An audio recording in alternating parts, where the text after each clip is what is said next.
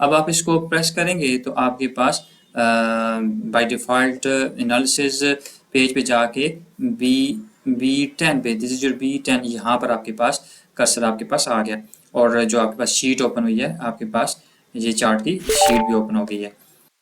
अस्सलाम वालेकुम, उम्मीद करता हूँ कि आप सब लोग खैरियत से होंगे। एक नई वीडियो के साथ मैं हूँ इंजीनियर अज़हर इकबाल। सबसे पहले आपको ये बता दूं कि हमने जो बेसिक सेक्शन था एक्सेल का, वो हमने ख़त्म कर दिया, क्योंकि हमने इस कोर्स को 3 पोर्शन में डिवाइड किया था: बेसिक, इंटरमीडिएट एंड एडवांस।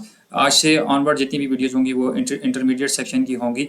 इसमें जो हम लोग कंटेंट्स कवर अप करेंगे इंशाल्लाह, उसमें हमारे पास ये है: डिज़ाइन बेटर स्प्रेडशीट है, लॉजिकल फंक्शंस हैं, लुकअप फंक्शंस हैं, एंड मैनी अदर कंटेंट्स हैं जो हम लोग one by one in detail जो है वीडियोस में कवर करेंगे।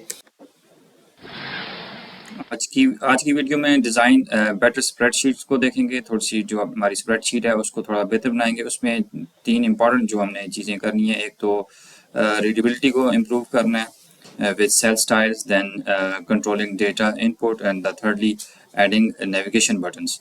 तो ये आज की वीडियो का हिस्सा होगा। तो चलते हैं वीडियो की तरफ।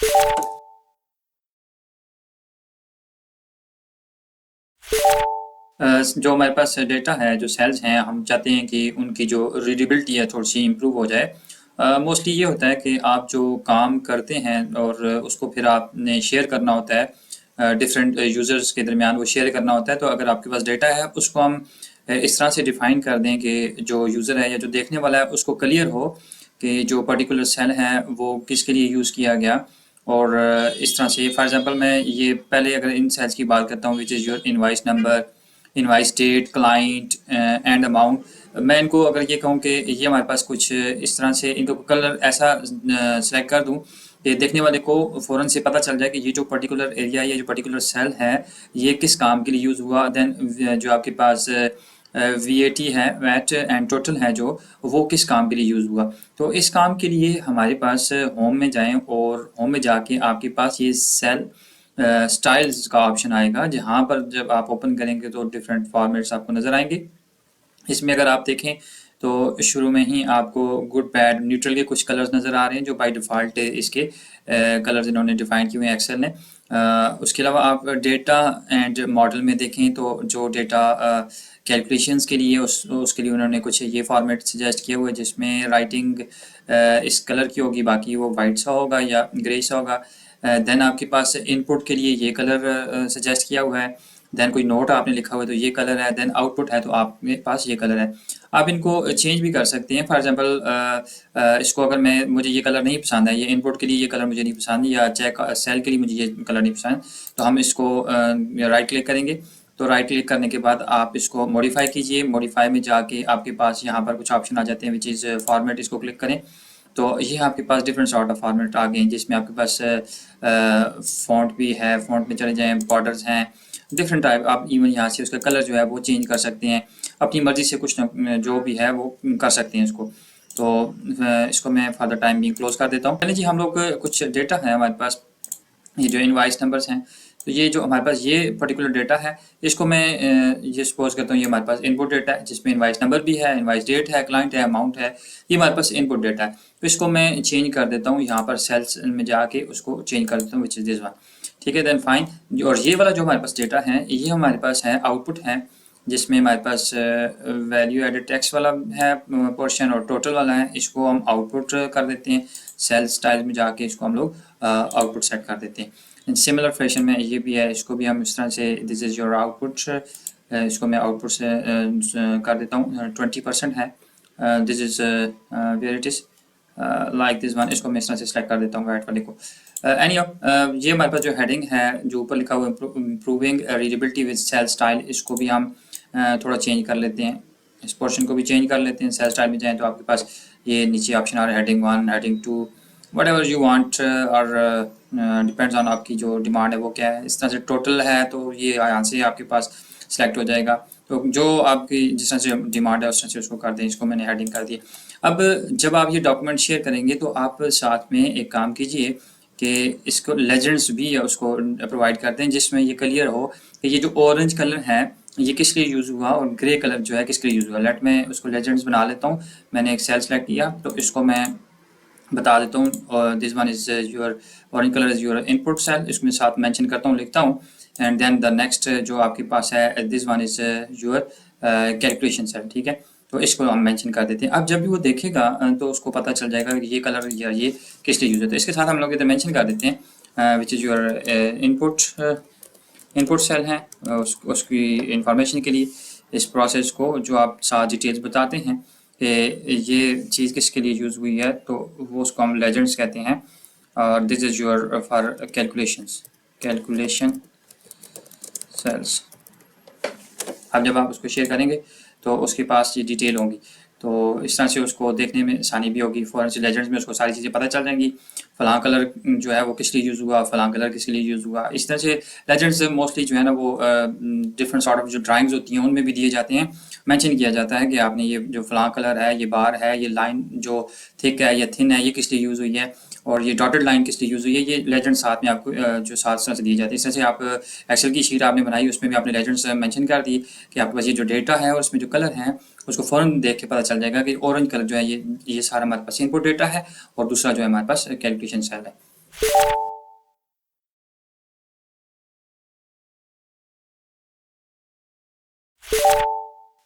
कंट्रोलिंग डेटा इनपुट को हम थोड़ा सा देख लेते हैं। सम ऑफ द टाइम आपके पास ये होता है कि जब आप डेटा किसी को शेयर करते हैं और जिसको डेटा शेयर किया तो वो एक्सेल में बहुत ज़्यादा एक्सपर्ट नहीं है, और जो आपने फार्मूलाज जो इम्प्लीमेंट किए हुए हैं तो उसमें उससे कुछ चेंजिंग होगी, और जब बैक आपके पास वो डॉक्यूमेंट वापस आएगा तो फिर आपके लिए वो मसला हो जाएगा।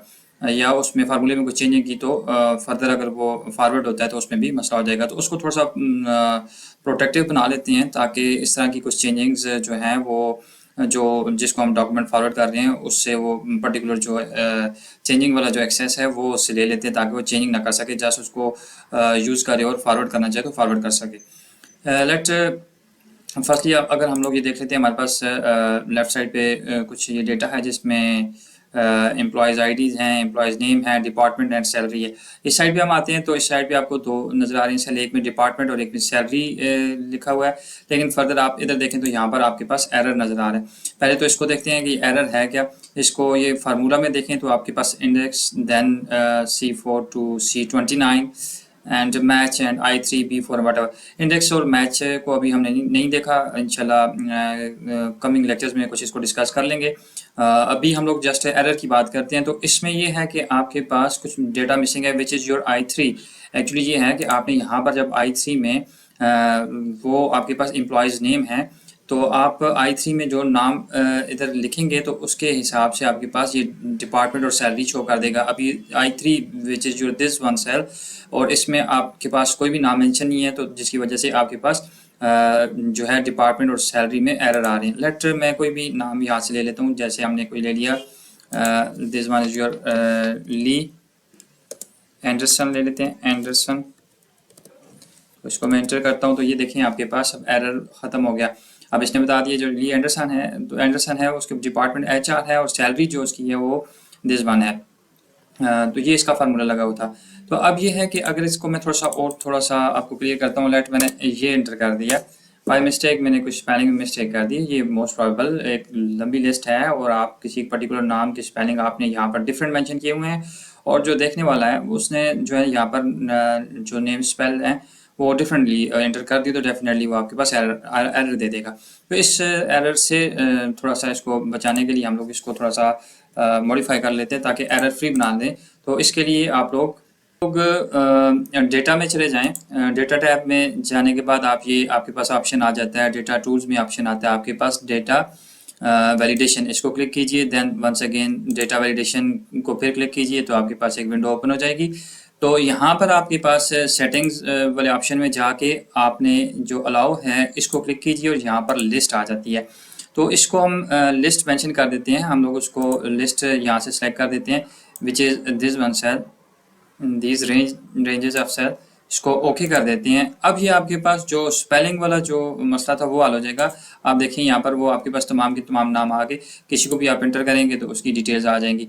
तो अब वो जो स्पेलिंग मिस्टेक थी वो आपके पास इस तरह से ख़त्म हो गई। फर्दर अब आपके पास जो जितने भी आपके पास बाय डिफ़ॉल्ट जो सेल्स होते हैं एक्सेल में वो बाय डिफ़ॉल्ट लॉक्ड होते हैं। अच्छा, इसका मतलब ऐसा लग रहा है कि लॉक है तो इसका मतलब हम उसको चेंज नहीं कर सकते, हालाँकि मैं यहाँ पर कुछ भी एंटर करता हूँ तो वो एंटर भी हो रहा है। सिमिलर फैशन में मैं इधर कोई एंटर करता हूँ तो ये भी आपके पास एंट्री भी हो रही है, सेव भी हो रहा है। तो ये कैसे लॉक्ड है? एक्चुअली ये लॉक्ड होने के बावजूद हमारे पास प्रोटेक्टिव नहीं है।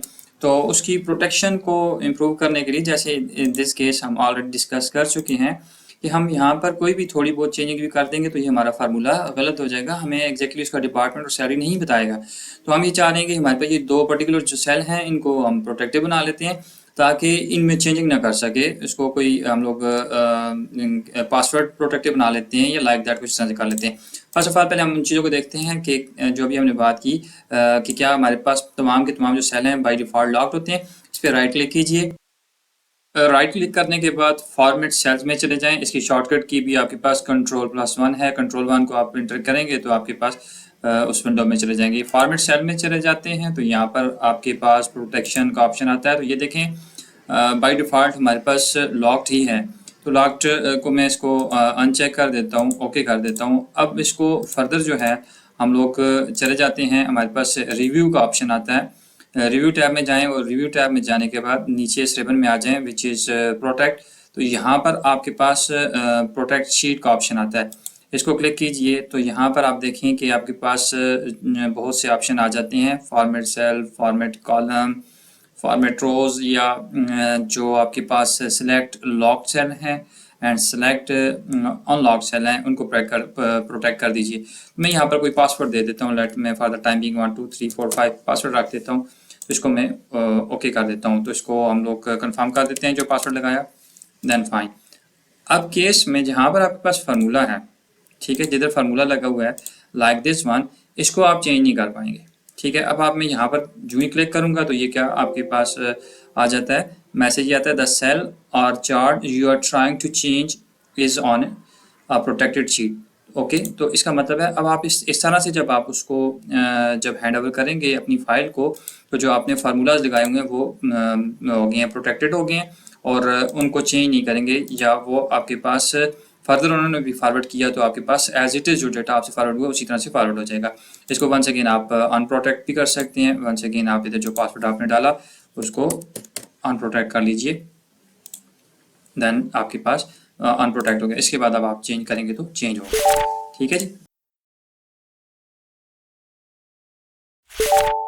तो हम ये चाहते हैं कि हमारे पास जो करंट वर्कशीट है वहाँ पर कोई इस तरह से हमारे पास बटन हो जिससे हम इजीली नेविगेट कर सकें। जैसे उसको क्लिक करें तो वो हमारे पास वो पर्टिकुलर शीट ओपन हो जाए, पर्टिकुलर लिंक ओपन हो जाए, या पर्टिकुलर वर्क बुक ओपन हो जाए।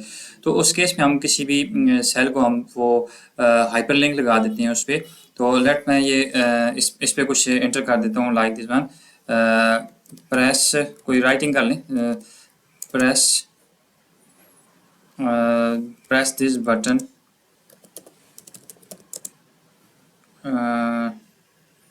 for analysis। इस तरह से मैं लिख देता हूँ analysis like that। ओके, अब इसको इस पर्टिकुलर सेल को मैं इसको चाहता हूँ जी हमारे पास इंसर्ट में जाएं। इंसर्ट में जाने के बाद आपके पास यहाँ पर ऑप्शन आता है, लिंक्स का ऑप्शन आता है।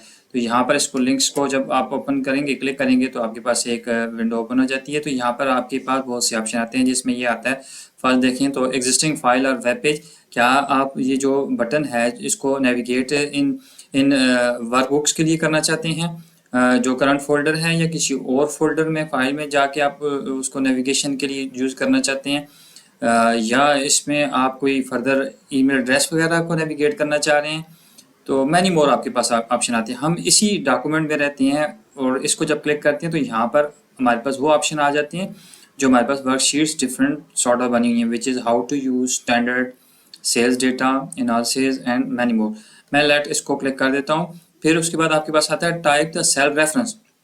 यहाँ पर आप सेल रेफरेंस वो इंटर करेंगे जो आपके पास, जो ही आप उस बटन को क्लिक करेंगे तो उस पर्टिकुलर शीट के ऊपर जाके बाय डिफ़ॉल्ट वो आपका कर्सर ब्लिंक करने लग जाएगा। यहाँ पर A1 लिखा हुआ है तो आपके पास A1 सेल पोजीशन पे आपके पास कर्सर ब्लिंक करने लग जाएगा। ये वो टाइटल है जो आपने जो उधर लिखा उस सेल पे। फर्दर ये स्क्रीन टिप्स भी हैं कि आप अगर कर्सर अगर आपके बटन के ऊपर आए तो क्या लिखा हुआ है। तो मैं कुछ इधर लिख देता हूँ, like to view the analysis. हम एनालिसिस वर्कशीट को देखना चाहते हैं तो मैं वही लिख देता हूँ, इसको मैं ओके कर देता हूँ। तो देन इसको भी मैं ओके कर देता हूँ। ये आपने एनालिसिस को क्लिक किया, बाय डिफ़ॉल्ट ये रखा, कोई और भी रख सकते हैं। और ये वो राइटिंग है जो आपने सेल के ऊपर की हुई थी। तो ये आपके पास चेंज हो गया। अच्छा, पहले मैं इसको ग्रिड में भी कर देता हूँ ताकि आपको देखने में ज़रा आसानी हो जाए। व्यू में जाके इसको ग्रिड लाइंस कर दीजिए, तो ये ग्रिड्स में आ गया। अब ये देखें, मैं इस पे जो ही अपना कर्सर लेके जाता हूँ तो ये क्या लिखा हुआ है, टू व्यू द एनालिसिस। ये जो आपको गाइड कर रहा है कि आपने अगर इस बटन को प्रेस किया तो आप एनालिसिस वर्कशीट पे पहुंच जाएंगे।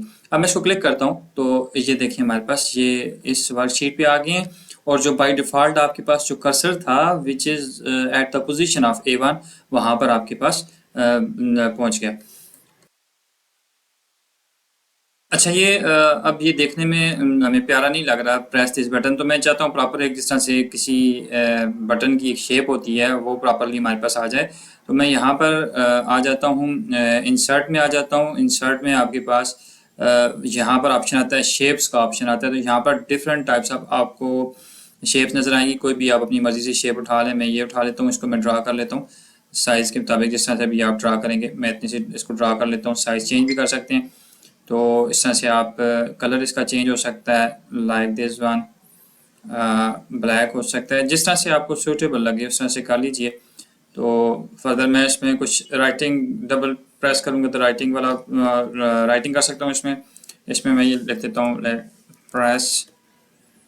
Press to view the analysis.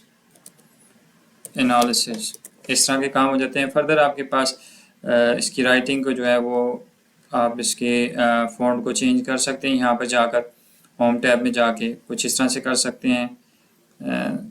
उसके अलावा इसका साइज़ चेंज कर सकते हैं, राइटिंग कलर चेंज कर सकते हैं, बोल्ड वटेवर वो कर सकती हैं। लिखा हुआ किधर आए, सेंटर में हो या लाइक दैट, इन पोजीशंस को अलाइनमेंट भी कर सकते हैं। इस तरह के आपके पास ऑप्शंस भी हैं। उसके अलावा आप इसको शेप फॉर्मेट में आए तो यहाँ पर आपको कुछ और चीज़ें भी नज़र आएंगी, जिसमें लाइक इसको देख लेते हैं कि हमारे पास शेप इफेक्ट को देख लेते हैं ताकि हमारे पास कुछ ये अच्छा सा दिखे।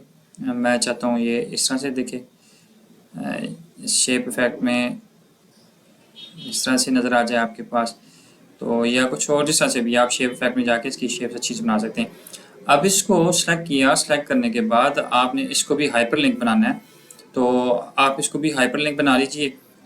इंसर्ट में जाके लिंक में जाइए और सेम आपके पास प्लेस इन दिस डॉक्यूमेंट, क्योंकि हम लोग फॉर द टाइम बीइंग जो शीट्स हैं उन्हीं में ही हम लोग नेविगेट करना चाह रहे हैं। वंस अगेन मैं रिपीट करूंगा कि आपके पास किसी और वेब पेज पे जाना है या कोई और फाइल है वहाँ पर जाना है या कोई ईमेल एड्रेस है वहाँ पर जाना है तो आप उसको भी हाइपरलिंक कर सकते हैं। तो हम लोग इसको इधर ही रहते हैं, एनालिसिस पे हम लोग चले जाते हैं, कैलकुलेशन पे जा सकते हैं, सेल चार्जेस पे भी हम इस पे चले जाते हैं। इस दफ़ा मैं ये जो सेल रेफरेंस है उसको चेंज कर देता हूँ ताकि हमें वो भी क्लियर हो जाए कि हम लोग किसी और सेल बाय डिफ़ॉल्ट जब हमारा पेज ओपन हो तो किसी और सेल में वो कर्सर हमारे पास हो, जिसको मैं लेट बी 10 कर देता हूँ, वट एवर जो आपकी मर्ज़ी है। इधर वो स्क्रीन टिप्स आप ऐड करना चाहते हैं ताकि आपके बटन के ऊपर जो नेविगेशन बटन आपने ऐड किया उस पर कर्सर लेके जाएं तो क्या लिखा हुआ है, press to view the analysis like this one. Okay कर देते हैं, ओके कर देते हैं। नो आप देखें कि अब आप इसके कर्सर ऊपर लेके गए हैं तो press to view the analysis आ गया। अब आप इसको प्रेस करेंगे तो आपके पास बाय डिफ़ॉल्ट एनालिसिस पेज पे जाके B10 पे, दिस इज योर B10, यहाँ पर आपके पास कर्सर आपके पास आ गया और जो आपके पास शीट ओपन हुई है आपके पास ये चार्ट की शीट भी ओपन हो गई है। इसके अलावा अगर हम लोग ये चाहते हैं कि हमारे पास कुछ और इमेजेस वगैरह ऐड हो जाएं या कुछ और सिम्बल्स ऐड हो जाएं, तो आप आइकन्स में चले जाएं। तो आइकन्स में जाके आपके पास एक विंडो ओपन हो जाती है। तो यहाँ पर आपके पास बहुत से ऑप्शंस आ जाते हैं, जिसमें आपके पास कट आउट पीपल्स के भी हैं, स्टिकर्स भी हैं। ये चीज़ें भी आप लोग ऐड कर सकते हैं। स्टिकर्स हैं लाइक दैट। मैं आइकन्स में रहता हूँ। यहाँ पर आइकन्स को क्लिक कीजिए और यहाँ पर जो आप देखना चाह रहे हैं, जैसे मैं देखता हूँ उससे मैचिंग कौन सा हमारे पास ऑप्शन आता है। एनालिसिस को ऑप्शन क्लिक करते हैं इसको, तो ये उसने ऑप्शन दिए कि ये अगर आप ये वाली चीज़ ऐड करते हैं, तो ये वाला आइकन ऐड करते हैं तो ये एनालिसिस को शो करता है। तो मैं इनमें से कोई भी एक उठा लेता हूँ। तो वट एवर यू वांट, बेशक मैं इसको उठा लेता हूँ। इसको इंसर्ट करके देख लेते हैं, तो ये डाउनलोड भी होगा। पहले ये ऐड हो गया आपके पास यहाँ पर। अब इसकी भी उसी तरह से हाइपरलिंक आप इसका ऐड कर लीजिए। इंसर्ट में जाके आप अच्छा शॉर्टकट की को इस्तेमाल करना चाहते हैं उससे कर लें, कंट्रोल के कर लें, जो भी आप चाहते हैं कर लीजिए। फिर आप कहीं और नेविगेट करवा लें, इसको A4 पे कर लें। देन आपके पास ये एनालिसिस है। स्क्रीन टिप्स लिख लें क्योंकि आपके पास आइकन में कोई राइटिंग नहीं हुई। Click to view the analysis, okay कीजिए। देन फाइन ओके कीजिए। तो अब आपके पास ये चीज़ ऐड हो गई है। ठीक है जी, ये आपके पास इसको क्लिक करें तो आपके पास एनालिसिस हो जाएगी। फर्दर अगर आप चाहते हैं कि कुछ आपके पास और कोई बटन आप ऐड करना चाहते हैं, इसी तरह से आप आइकन्स में जाएं। तो मैं एक और चीज़ ऐड कर देता हूँ ताकि थोड़ा सी और चीज़ें आसान हो जाए। तो आइकन में हम लोग इधर देखते हैं, होम बटन ऐड करते हैं। चलें, होम बटन आप इसको इंटर कीजिए। ये होम बटन आपके पास आ गया, दिस वन। ओके इंसर्ट कीजिए इसको। मैं यहाँ पर आ गया। आप इसका कलर बेशक चेंज कर सकते हैं, वट एवर यू वांट वो उसमें से आप कर लें। ठीक है जी, लाइक दिस वन। अगर आपको कलर कोई और अच्छा लगता है, मैचिंग इसके साथ करना चाहते हैं, लाइक दैट, कलर चेंज कर लें, साइज़ छोटा बड़ा कर लें, जो भी है। इसको भी आप ये वाला जो हमने आइकन इधर ऐड किया है, ये है कि आपके पास हाउ टू यूज़ जो हमारे पास शीट है, ये हमारे पास होम पेज है। तो हम कहीं भी हों तो हम लोग हाउ टू यूज़ वाली शीट पे पहुँचे। इसको मैं कॉपी कर लेता हूँ। इसको मैं कंट्रोल-C करके कॉपी करता हूँ और सब पे मैं इसको पेस्ट कर देता हूँ, दिस वन, ताकि किसी भी पेज पे हो तो हम लोग क्लिक करेंगे तो हमारे पास इस तरह से उस पे चले जाए। दिस वन, इसको भी कर लें। देन सेल स्टाइल में आ जाए, इधर भी हो जाए, दिस वन। ठीक हो गया जी। इसी तरह से आपके पास एनालिसिस वाले पे इस पे भी आप ऐड कर लें, this one, like this one. ठीक है, तो अब इसमें आप वो कर लें, आप इसको इंसर्ट पे जाइए और लिंक्स पे जाइए। इसको how to use is your home, तो इसको उस तरह से कर लीजिए। इस पर बेशक आप कुछ स्क्रीन टिप्स लिख लें। Press to view the home screen, home screen. ठीक है जी, इस तरह से कर लेते हैं हम इसको। ओके कर दीजिए, this one is selected already, then okay. तो ये क्या आ गया, like this one. Okay fine, ये आप आपके पास उस होम स्क्रीन पे आप आ गए।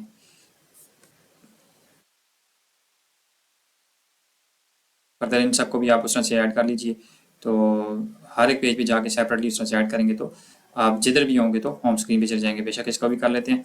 आप इस तरह से होम हाउ टू यूज़ वाली स्क्रीन पे चला जाए, स्क्रीन टेप लगा दें, बेशक press to view the home screen. Okay that's fine, how to use selected है, ओके कीजिए, देन फाइन, ओके। सो अब आप प्रेस कीजिए तो इस हिसाब से कर लें। तो ये आपके पास डिफरेंट वेज हैं जिससे आप अपनी शीट को मोर अट्रैक्टिव बना सकते हैं और इस तरह से आप इन चीज़ों को ऐड करके थोड़ा काम में आसानी ला सकते हैं।